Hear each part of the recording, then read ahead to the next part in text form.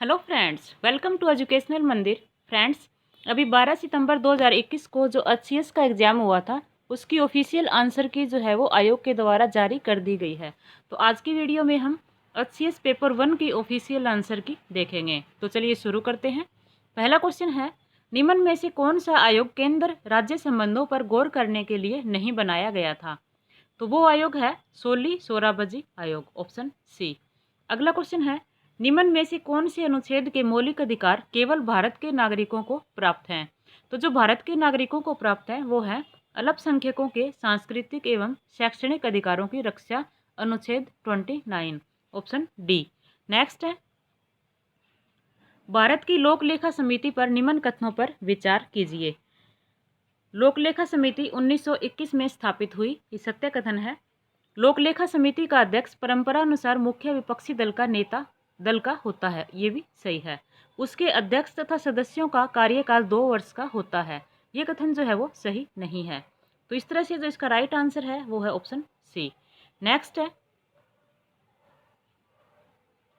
दल बदल विरोधी कानून के संदर्भ में निम्न पर विचार कीजिए। ऑप्शन 1, दल बदल विरोधी कानून इंदिरा गांधी शासन के दौरान 1984 में अधिनियमित किया गया, ये कथन जो है वो गलत है। इसे संविधान की 10वीं अनुसूची में स्थान दिया गया है, ये सही है। दल बदल विरोधी कानून को 2003 में 93वें संशोधन से पुष्ट किया गया, ये कथन भी जो है वो गलत है। कानून विधायी सदन से संबंधित चेयरमैन या स्पीकर को दल बदल की स्थिति में अयोग्यता पर निर्णय करने का अधिकार देता है, ये भी सही कथन है। तो इसका जो राइट आंसर है वो है ऑप्शन डी। नेक्स्ट है, पंचायती राज पर गठित निम्न में से किस समिति ने पंचायती राज संस्थाओं को सुनिश्चित करने हेतु संवैधानिक संशोधन का सुझाव दिया? तो संवैधानिक संशोधन का जो सुझाव दिया था वो दिया था ऑप्शन बी, LM सिंघवी समिति को, ऑप्शन बी। नेक्स्ट है, भारत के निर्वाचन आयोग के संदर्भ में निम्न कथनों पर विचार कीजिए। भारत का निर्वाचन आयोग 5 सदस्यों की संस्था है, ये कथन जो है वो सही नहीं है। निर्वाचन आयोग आम चुनाव तथा उपचुनाव के प्रवर्तन के कार्यक्रम का निर्धारण करता है, सही कथन है। निर्वाचन आयोग मान्य राजनीतिक दलों के विभाजन, विलयन संबंधी विवादों को सुलझाता है, ये भी सही है। भारत का निर्वाचन आयोग नवीन पंजीकृत दलों को चुनाव चिन्ह प्रदान करता है, ये भी सही है। तो इसका जो राइट आंसर है, ऊपर दिए गए कथनों में से कौन सा सही नहीं है, सही नहीं देखना है हमें, तो वो है ऑप्शन सी। नेक्स्ट है, लोकसभा अध्यक्ष के संदर्भ में निम्न में से क्या सही है?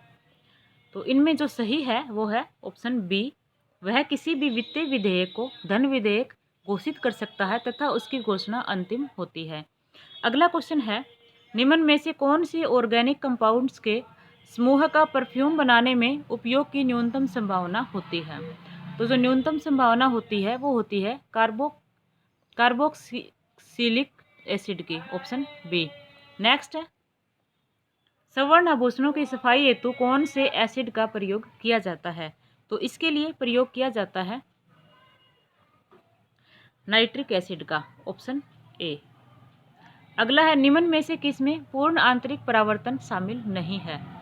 तो जो पूर्ण आंतरिक परावर्तन शामिल नहीं है वो है ऑप्शन बी, कलाइडोस्कोप। नेक्स्ट है,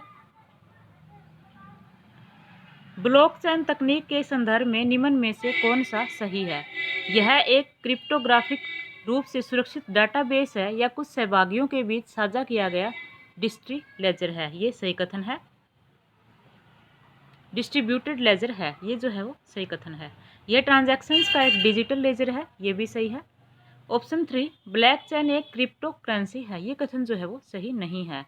तो इस तरह से जो इसका राइट आंसर है वो है ऑप्शन बी। अगला क्वेश्चन है,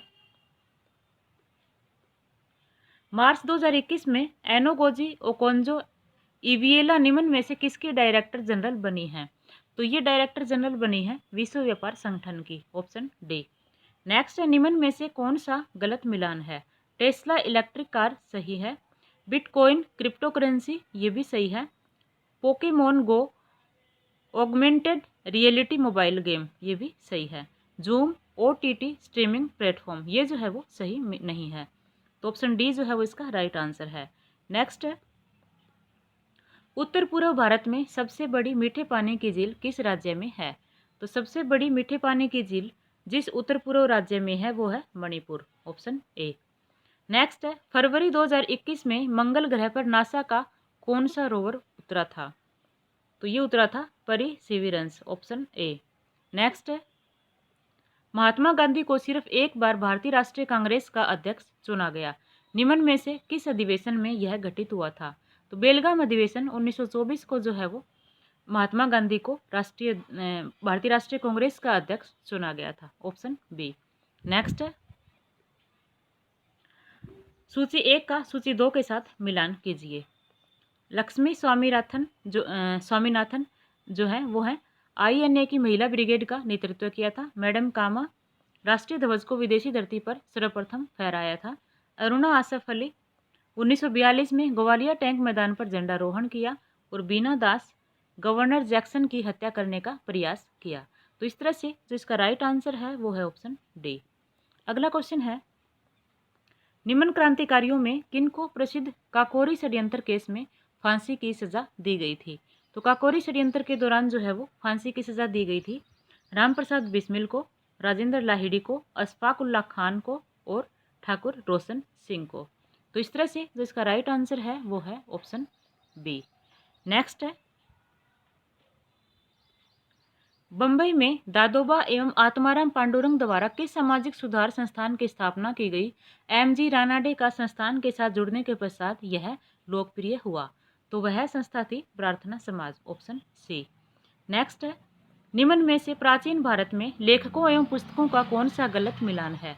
मर्सकटिकम शूद्रक सही है, रघुवंशम कालिदास सही है, बुद्ध चरित अश्वघोष ये भी सही है, कादम्बरी हर्षवर्धन ये जो है वो सही नहीं है। नेक्स्ट है, निम्न में से भारत में मंदिर स्थापत्य कला की 3 प्रमुख परंपरागत शैलियाँ कौन सी थी? जो प्रमुख परंपरागत शैलियाँ थी वे थी नागर, बेसर और द्रविड़ शैली, ऑप्शन सी। अगला है, सूची 1 का सूची 2 के साथ मिलान कीजिए तथा सही उत्तर का चयन कीजिए। तो बेल्ट ऑफ कॉम जो है वो है डोल्ड्रम्स, डिफ्लेक्टिंग कोर्स कोरियोलिस बल, और रोरिंग फोर्टिज जो है वो है वेस्टर्लिस, और हर्मटन जो है वो है डॉक्टर विंड। तो इस तरह से जो इसका राइट आंसर है वो है ऑप्शन सी। अगला क्वेश्चन है, सूची 1 का सूची 2 के साथ मिलान कीजिए तथा सही उत्तर चुनिए। तो इसमें जो है वो नीलगिरी जो कि डोडा बेटा, सतपुड़ा, धूपगढ़, अरावली, आबू पर्वत और हिमालय सागर माथा। तो इस तरह से जो इसका राइट आंसर है वो है ऑप्शन सी। अगला है, श्रीहरिकोटा जहां पर कि सतीश धवन स्पेस सेंटर अवस्थित है किस झील के करीब स्थित है? तो ये स्थित है पुलिकट झील के करीब, ऑप्शन बी। अगला है, विष्णु नारायण भारत खंडे किस कला शैली के मशहूर व्यक्ति थे? तो ये थे हिंदुस्तानी शास्त्रीय संगीत के, ऑप्शन ए।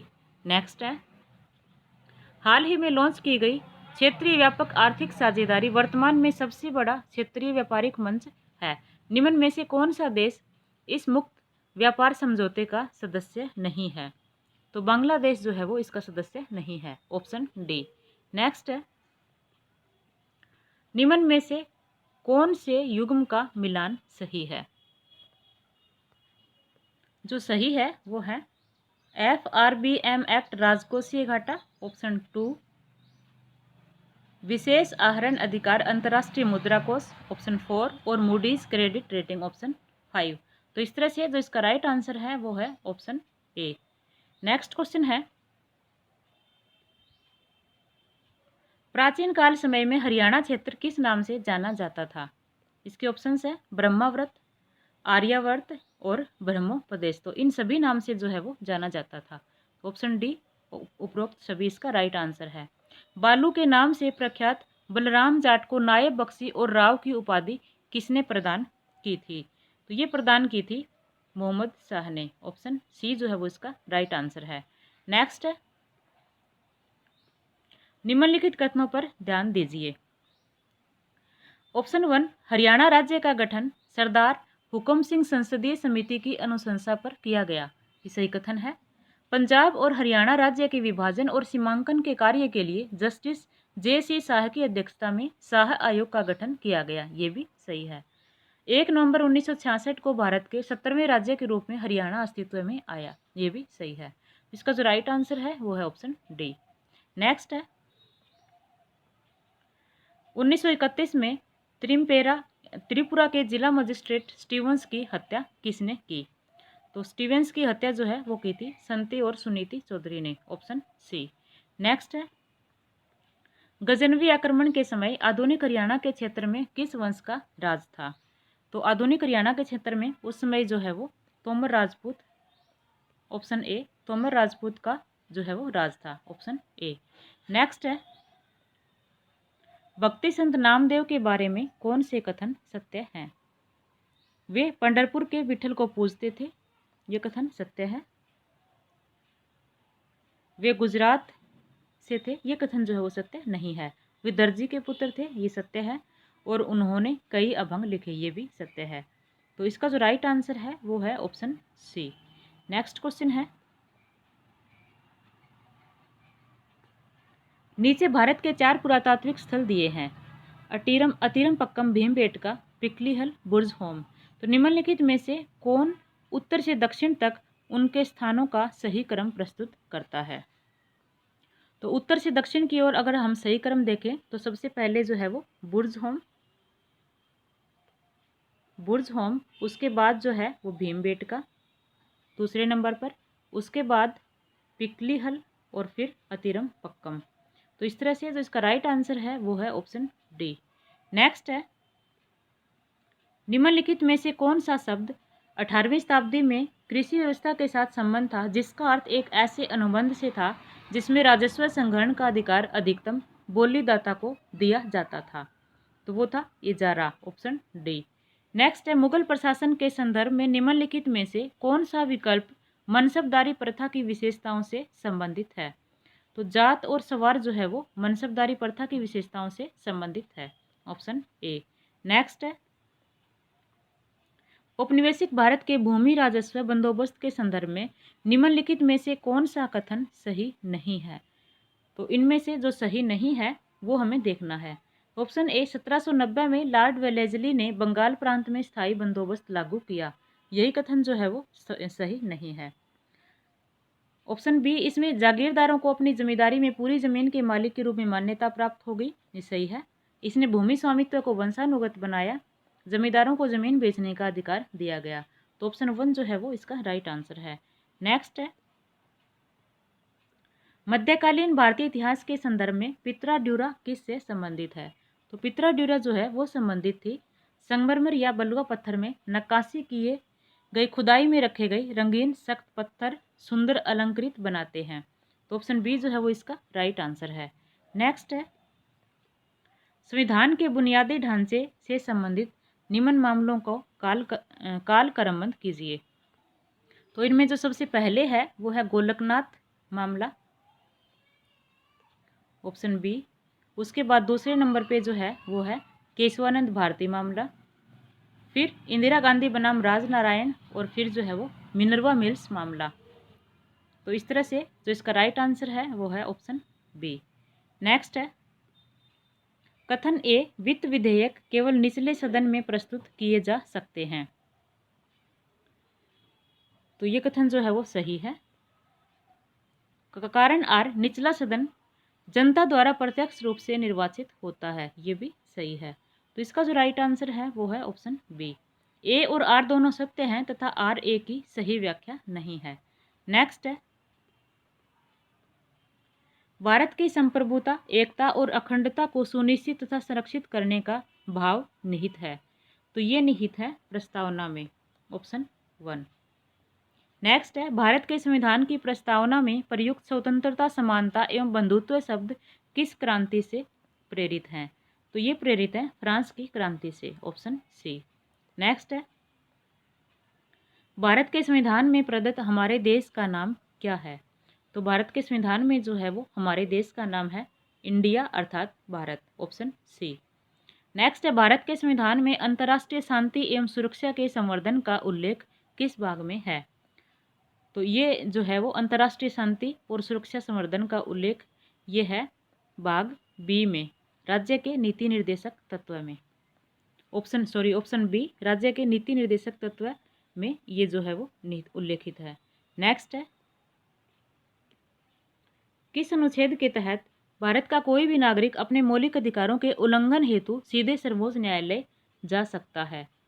तो अनुच्छेद 32 के अनुसार जो है वो कोई भी नागरिक अपने मौलिक अधिकारों के उल्लंघन हेतु सीधे सर्वोच्च न्यायालय जा सकता है। नेक्स्ट क्वेश्चन है,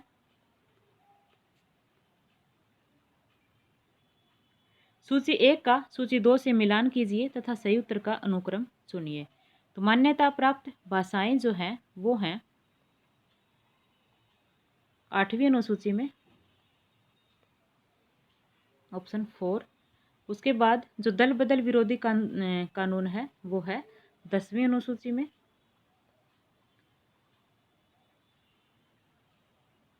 राज्य एवं केंद्र शासित प्रदेश पहली अनुसूची में, और राज्यसभा की सीटों का आवंटन जो है वो है 4थी अनुसूची में, और अनुसूचित क्षेत्र तथा अनुसूचित जनजातियां इसका वर्णन है 5वीं अनुसूची में।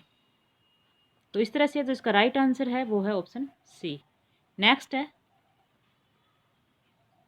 निम्न में से भारतीय संघ में पूर्ण राज्य के दर्जे को प्रदत्त करने वाला काल क्रमानुसार सही अनुक्रम है?